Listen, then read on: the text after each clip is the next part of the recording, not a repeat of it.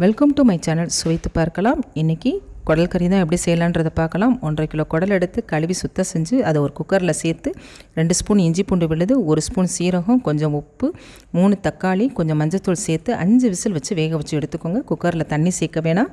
அதுக்கப்புறம் ஒரு கடாயில் கொஞ்சம் நல்லெண்ணெய் சேர்த்து சீரகம், சோம்பு, 1 கப் சின்ன வெங்காயம் இதெல்லாம் போட்டு வதக்கிக்கோங்க. அதுக்கப்புறம் 1 ஸ்பூன் இஞ்சி பூண்டு போட்டு நல்லா வதக்குனதுக்கப்புறம் 2 ஸ்பூன் ஹோம்மேடு மசாலா, அதாவது வீட்டு மசாலா பொடி சேர்த்து நல்லா வதக்கிக்கோங்க.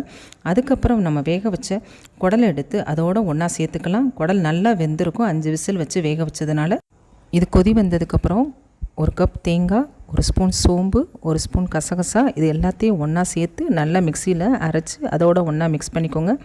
மிக்ஸ் பண்ணி விட்டு நல்லா கொதி வந்தோடனே இறக்கிற வேண்டியதான். அதுக்கப்புறம் தாளித்து ஊற்றிடணும். கொஞ்சமாக நல்லெண்ணெய் ஊற்றி சோம்பு, கருவேப்பிலை, பட்டை, கிராம்பு, கல்பாசி இது எல்லாம் போட்டு ஒன்றா தாளித்து ஊற்றிட வேண்டியதான். அவ்வளோதான், நம்மளுக்கு குடல் கறி